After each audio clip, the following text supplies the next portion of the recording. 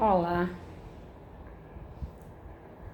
Numa leitura na Revista Internacional de Espiritismo, encontramos uma matéria de suma importância para todos nós que tivemos alguma perda de pessoa amada.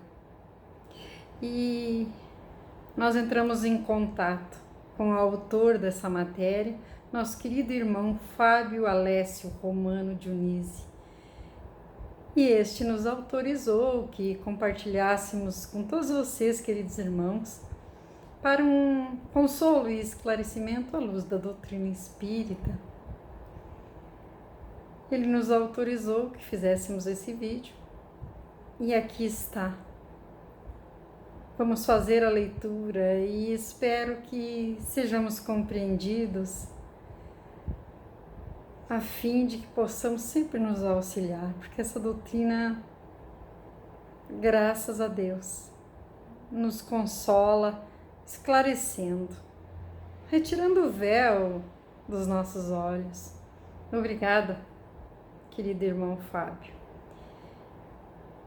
O título diz assim: perda de pessoas amadas, mortes prematuras, como temos no Evangelho. O Espiritismo ajuda-nos a lidar de uma forma racional com tais acontecimentos. Disse o Cristo: bem-aventurados os aflitos, pois que serão consolados. Mas como há de alguém sentir-se ditoso por sofrer, se não sabe por que sofre? O Espiritismo mostra a causa dos sofrimentos. Não é tarefa fácil aliviar o coração de quem perdeu um ente querido, e em consequência das emoções e sentimentos que se fazem presentes nessas ocasiões. O que é natural e compreensível quando se trata da saudade. Contudo, muitas vezes, além dela, brota o sentimento de perda e não raras vezes ao choque, principalmente se tudo foi muito súbito, traumático, o que pode levar por vezes à revolta por falta de compreensão dos desígnios de Deus. Felizmente, o Espiritismo ajuda-nos a lidar de forma racional com tais acontecimentos, suavizando nossa dor e nos fortalecendo. E este é o intento deste escrito, o de, através da doutrina, amenizar a jornada daquele que passa por essa experiência, especialmente quando o ente querido se foi tão cedo. Reflitamos sobre alguns pontos importantes desse tema. Saudade. A saudade é uma realidade incontestável. Em decorrência dela, duas reações possíveis podem ocorrer. O desespero, quando acreditamos que a separação é irremediável, ou o alentador sentimento de quem aguarda o instante do reencontro. Pensemos um pouco a respeito da primeira reação. Frequentemente, a morte de alguém querido leva quem fica ao desespero. Já, em geral, isso não acontece se o caso for o de uma mudança para longe, pois a possibilidade do reencontro dulcifica a saudade. Não é assim? Quando um ente querido viaja, nós, sabendo da possibilidade do reencontro, isso nos acalma. E é assim que fica mais tranquilo. E é assim que a doutrina espírita nos dá o consolo, por sabermos que teremos a hora do reencontro. E segue o nosso querido irmão Fábio. Se todos soubessem que a morte física se encaixa na segunda situação acima e que a separação é temporária, poucos teriam motivo para se desesperar.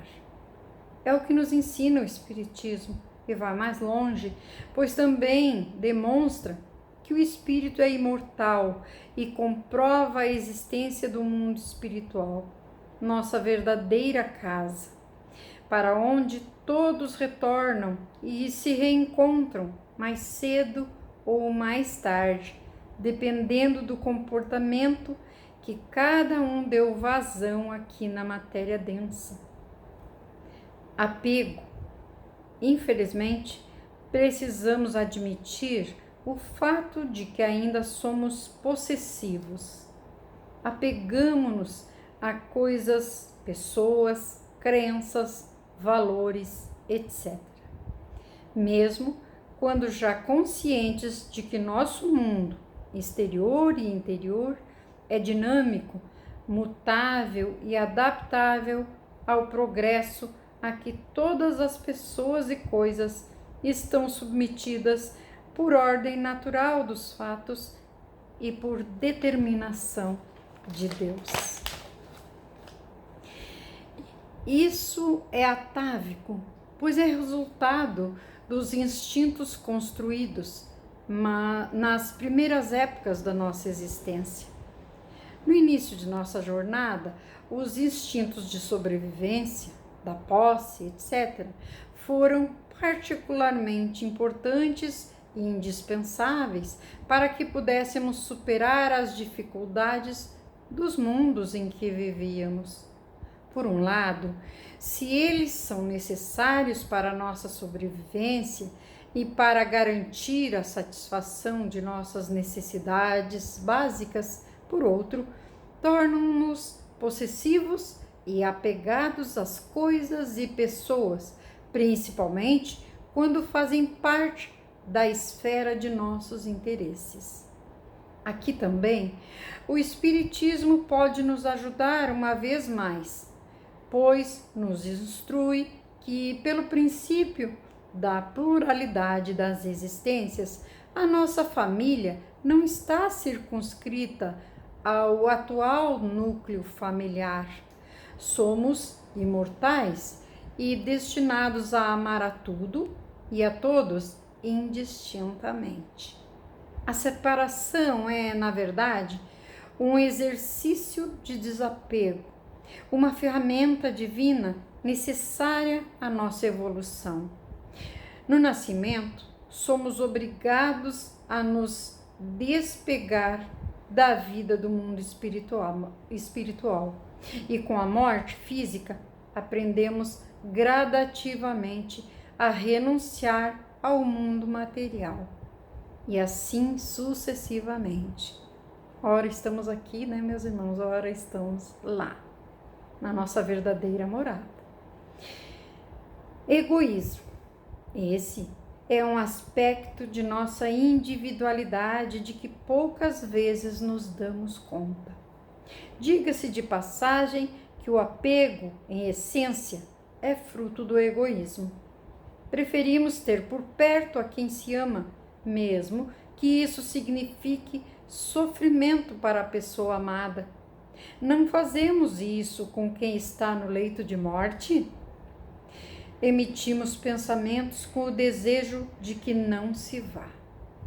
Mentalmente, mantemo-la aqui na matéria, mesmo quando seu desencarne já está em andamento. Inúmeras vezes, os espíritos precisam nos distrair para poderem desatar os últimos nós que ligam o perispírito do agonizante ao seu corpo físico. Através das narrações de André Luiz, podemos tomar conhecimento de como é comum parentes sustentarem alguém já em transe de morte no seu corpo físico, bem como o de encarnados lutarem para se manterem em seus corpos físicos, embora estes já se encontrem em avançado estado de desequilíbrio, com seus processos de desagregação já em andamento. Para quê? Só para que fiquem conosco, mesmo que sofram mais? É um amor egoísta o nosso, não é? Na verdade, estamos pensando mais em nós do que neles. Imagino que, neste ponto, você possa estar se perguntando: e se for uma morte prematura? Responderia a doutrina espírita que, com exceção do suicídio e da eutanásia, não existem mortes prematuras. A Terra é apenas uma estação de trabalho. Contrariamente ao que tanto desejaríamos, a Terra não é um parque de diversões e nem estamos numa colônia de férias. Trata-se de um educandário para alçarmos voo em direção a mundos melhores, e que tais lugares, para os que viveram no bem, são mais felizes do que o nosso insignificante planeta Terra, ainda de provas e expiações. Justiça divina.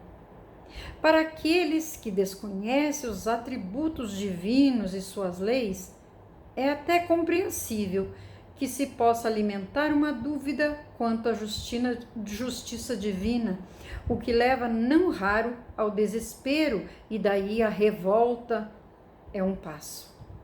Felizmente, mais uma vez, o Espiritismo vem ao nosso socorro. Dele aprendemos que não pode haver injustiça divina, pois isso é impossível, uma vez que Deus tem que ser perfeito em tudo. Caso contrário, não seria Deus. Dele também aprendemos que tudo o que acontece decorre de uma causa, e como Deus é justo, justa há de ser essa causa. O papel da reencarnação. Fomos criados simples e ignorantes para, por esforço próprio, adquirirmos sabedoria e virtudes e, consequentemente, por merecimento, ascendermos ao reino de Deus. O objetivo principal das reencarnações é a evolução em direção à perfeição que precisamos realizar em nós. Elas visam, através do atrito e das dificuldades que a matéria nos impõe, a aquisição da sabedoria e o desenvolvimento das virtudes.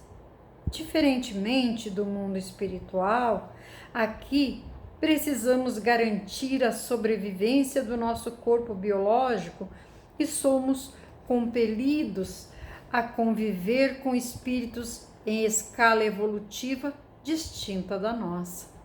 A primeira, pelo esforço, traz-nos a expansão da inteligência, e a segunda leva-nos à obtenção das virtudes. Por isso, podemos concluir: não temos por que aqui ficar quando não precisamos mais. Deus seria injusto se assim permitisse. E, se compararmos a vida na Terra às descrições transmitidas pela espiritualidade, é óbvio que o lado de lá é muito melhor. Alegremo-nos, pois nosso ente querido foi realmente daqui para melhor. Uma vez que se foram, temos que ajudá-los. Isso mesmo, leitor amigo. Imaginem se eles tomarem conhecimento de quanto estamos sofrendo com a separação. Desejamos que sejam infelizes por nossa causa? Já não basta a dificuldade que por vezes enfrentam para se adaptar à nova vida? O Espiritismo esclarece-nos que todo pensamento atinge seu alvo e muito mais efeito tem quando se trata de desencarnados. Nossas tristezas são como que raios lançados em suas mentes. Nosso desespero transforma-se no desespero deles. Ficam por vezes tão preocupados, tão desequilibrados, que estagnam em suas atividades, deixando de percorrer seus caminhos pós-morte e deixando de evoluir. vemo-nos em desdobramento. E além disso, quem disse que não nos vemos? André Luiz narra que 3/4 da população terrestre desprendem-se do corpo físico pelo sono. Há os que dão prosseguimento aos seus afazeres mundanos e os que procuram satisfazer seus vícios, mas também os que visitam seus familiares quando permitidos por Deus, e vice-versa, pois, quando possível, eles também nos visitam. O Consolador prometido. Chegamos ao fim, mas espero que a mensagem tenha sido dada. Se por um lado é difícil vencermos nossas dificuldades interiores, por outro, o pensar a respeito à luz da doutrina espírita ajuda-nos a racionalizar nossa dor, minorando-a, sublimando-a. Força, cara irmã, querido irmão, pois a vida continua. E um recadinho meu.